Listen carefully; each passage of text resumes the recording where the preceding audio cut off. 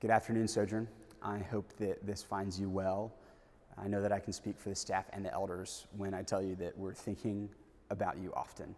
We're thinking of you and we're praying for you in this difficult season. It's a really difficult and kind of a crazy season that we're in the middle of right now.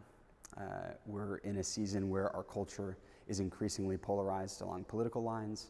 There's racial tensions. There's this kind of disparate slew of reactions to systemic injustice and calls for the pursuit of justice. We're very quickly approaching what is promising to be a controversial presidential election here in the United States here in a couple of months. And in a time like this, it would be intuitive for us as the church to come together, to really draw close to one another, talk with one another about these things, share with one another, learn from one another, challenge one another, encourage one another, build one another up. It would be intuitive for us to draw together as the church, and yet we're on top of all those things in the midst of a pandemic, which has us at the instructions of our governing authorities remaining at a distance from one another, physically speaking. And that's very difficult because a lot of the things that we would be accustomed to doing, that we would be leaning into right now, are things that we simply cannot do because we're not sitting next to each other. We're not able to get close to one another in the ways that we have been accustomed to in the past. And that's very difficult for all of us in different ways. It's difficult for us physically, emotionally, spiritually, socially. It's a really strange time to be in, admittedly. It's difficult for me and my family, and I know it is for you. But I wanted to give you a quick encouragement as I thought about what to share with you today, just as a way of checking in with you as one of your pastors. My mind kept going earlier today to Mark chapter 4, when Jesus tells this kind of series of parables, and in particular there's this one parable called the parable of the seed growing in the ESV. And I just want to read, it's a very short parable to you. It's just 4 verses. And it says this: Jesus said, "The kingdom of God," so he's describing what the kingdom of God is like. Listen to his words. "The kingdom of God is as if a man should scatter seed on the ground. He sleeps and rises night and day, and the seed sprouts and grows, he knows not how. The earth produces by itself first the blade, then the ear, then the full grain in the ear. But when the grain is ripe, at once he puts in the sickle, because the harvest has come." There's a lot that could be said about that, of course, but what really stuck out to me about this parable that Jesus told is that the growth of the kingdom is a gradual and long process.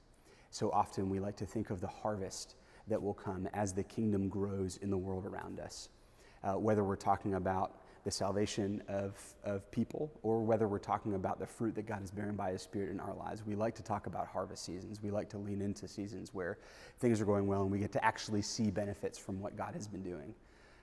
But so often that's not what life is like. So often in the life of a seed that grows, the farmer plants the seed and then waits. And he waits. And the seed grows, he knows not how, as the earth produces in the seed. As the water hits it, the seed opens and it begins to grow, and then you have first the blade, then the ear, then the blade, then the ear, then the full grain in the ear. You have this gradual process, and I want to encourage you, Sojourn, that even now, in the midst of a disappointing season, when it's very difficult to consider that God might be doing something in our lives. In many ways, we're tempted towards discouragement, towards disappointment, toward frustration, perhaps even bitterness. I want to encourage you that God is at work in your life, in our life together as a church, and continues to be at work in our city and in our world. And so I want to just encourage you to when you're tempted, when you find yourself tempted today, this week, to look at your circumstances and tempted towards frustration and disappointment, instead turn your eyes towards Jesus. Look full in his wonderful face, as the hymn says, and ask God, what is it that you're doing in me, in my life, in my family, in my parish, in our church?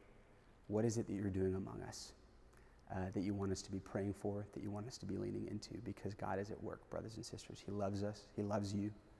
And I'm eager to see the fruit that God bears by his Spirit in our midst as we continue to weather this pandemic together. There's a lot that we are missing right now as a community. Not being able to gather in person is very difficult. Having to do all of our meetings with one another for the most part over Zoom rather than face-to-face is exhausting. But I want to encourage you to see the ways that we have available to us to communicate with one another as gifts from God.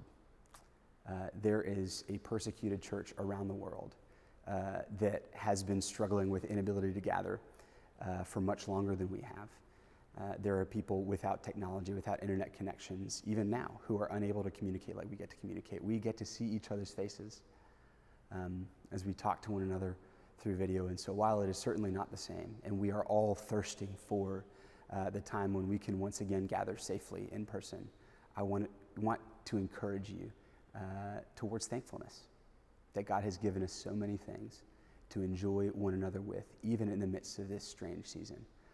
And when you feel yourself tempted towards disappointment and bitterness, turn that into thanksgiving and asking God what he's doing, leaning into what he's doing, allowing him being patient with him as he works in your heart to make you more like Jesus in this season. Just wanted to share that with you, Sojourn. Like I said, I hope this finds you well. Look forward to being together with you in modified fashion, of course, on Sunday morning for our live stream on YouTube. If you have any questions for me or for any of the staff, please reach out to us. We would love to hear from you. Otherwise, we look forward to talking with you soon. God bless you, Sojourn.